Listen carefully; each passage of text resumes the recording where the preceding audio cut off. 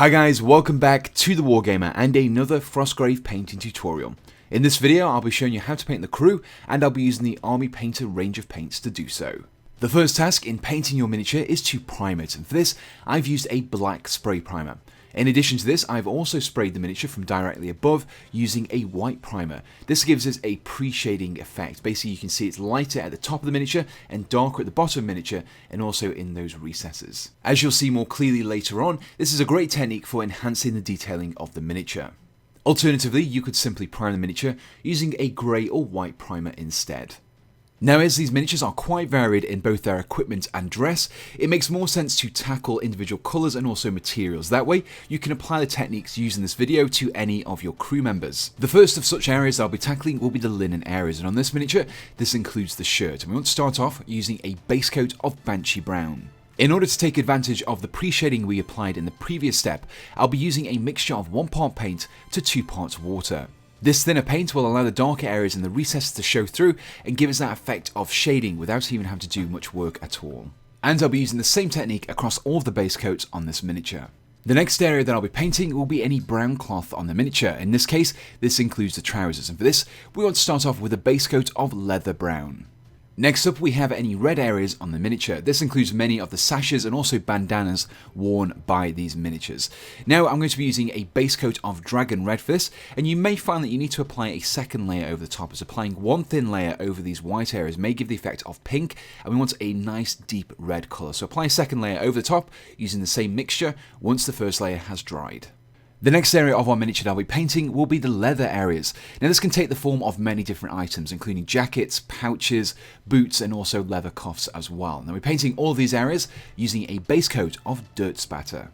Now you may have noticed that I've switched out the miniature at this stage to give you a better representation of the different items and clothing that you may see on your crew members. In this next step, I'll be giving the effect of dark cloth by painting the trousers using Necromancer cloak. Another bright colour that you may want to represent on your miniatures, particularly on sashes and bandanas, is blue, and I'll be base coating the areas on these miniatures using crystal blue. Another colour on the miniature you may wish to paint is white, and for this I'll be using Spaceship Exteriors. This is a slightly off-white. Now I'll be using this for a number of different areas on the miniature, including grey hair, but also the feathers on the arrows as well. The next material that I'll be tackling will be the wooden areas on the miniature, and this can include bows, crossbows, clubs, and also the weapon shafts of two-handed weapons as well. We want to base coat all of these areas using Werewolf Fur. The next area to paint on this miniature is the skin, and for this I'll be starting off with a base coat of Kobold Skin. Now at this stage the skin tone may look quite pale, but once we've applied the washes this will darken down quite a bit. With all of our non-metallic base coats completed, we can start painting the metal areas of the miniature. And for this I'm going to start off with any silver areas, including the sword's blade that I've got here. I'll be starting off with a base coat of gunmetal. The next metallic area I'll be painting will be any bronze areas, such as this buckler that we've got here. For this, I'll be using a base coat of weapon bronze. The final material to paint will be the gold areas. This includes things like the swords pommel, but also any jewellery that the crew members may be wearing. And for this, I'll be using a base coat of greedy gold. With all of the base coats completed, we can now start work on the washes. Now these washes will darken down the recesses a little bit more, and it will also darken down the colour of some of the areas as well. Now the first wash that I'll be applying will be one of soft tone ink. We want to apply this over some of the lighter coloured areas on the miniature, such as the areas that we painted with Banshee Brown.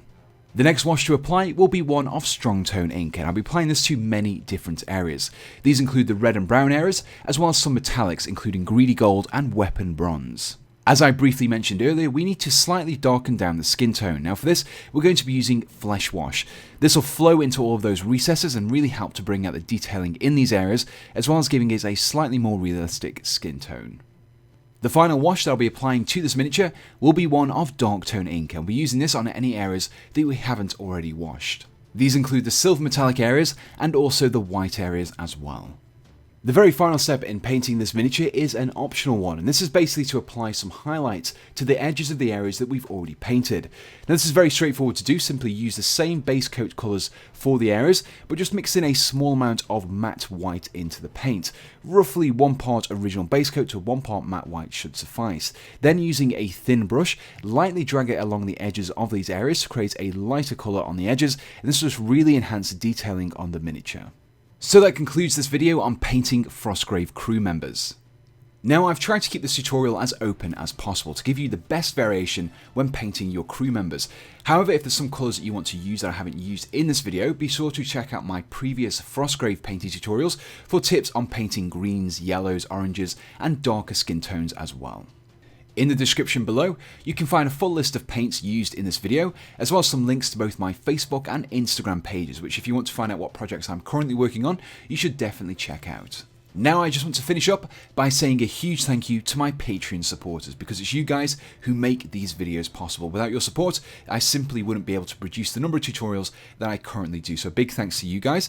And if you're interested in supporting me as well, there's a link in the description below to my Patreon page.